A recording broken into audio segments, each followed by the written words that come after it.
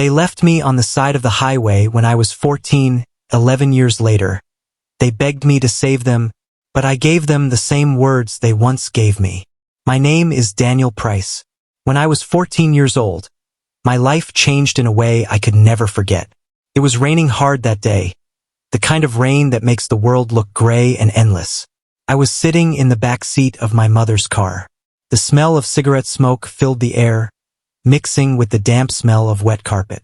My mother's hands were tight on the steering wheel, her knuckles white.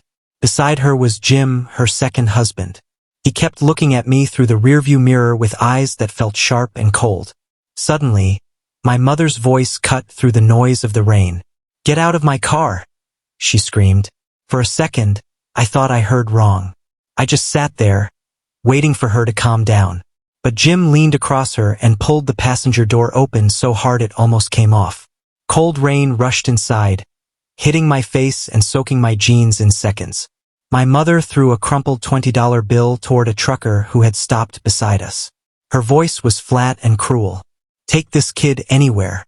Just make sure he never comes back." Jim laughed, a low, ugly sound. "Trash belongs with trash," he said. Then the car drove away, the red taillights disappearing into the storm without looking back. I got into the truck without saying a word. The driver didn't ask questions, and I didn't offer any. I just looked out the window, watching the rain blur the world until I couldn't tell where the sky ended and the road began. That night I learned something important. Family is not always the people you are related to. Sometimes, they are the people who hurt you the most. 11 years later, I was 25. I had spent most of my life working hard, keeping my head down, and saving every dollar I could. I worked double shifts, took any job I could find, and built a life on my own. No one from that house ever thought I would make it. I was no longer angry the way I used to be. The anger had become quieter, like a cold wind inside my chest that never really left. Then, one night at 2 in the morning, my phone lit up. 147 messages. Crying voice notes. My mother's voice begging, "Please, son. We'll be on the streets by morning. You're our only hope."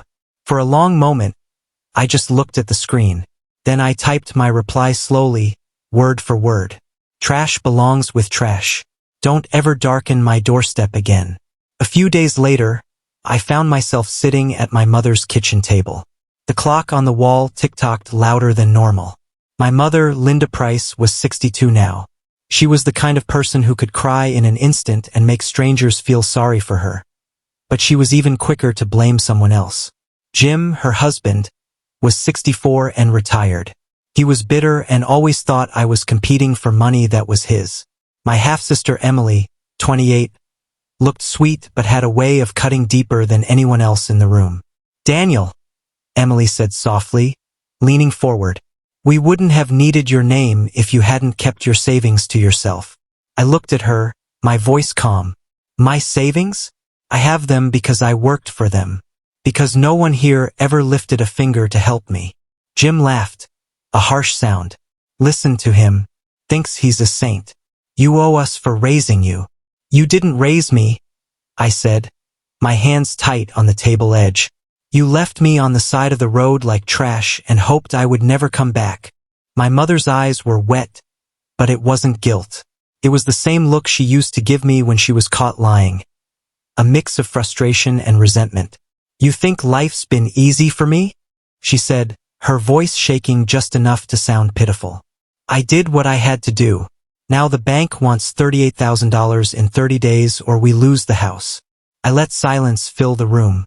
The hum of the refrigerator and the scratch of Jim's fingernail on his coffee mug were the only sounds. They were waiting for me to do what I had always done. Fix their problems. But I wasn't that boy anymore. I leaned in slightly.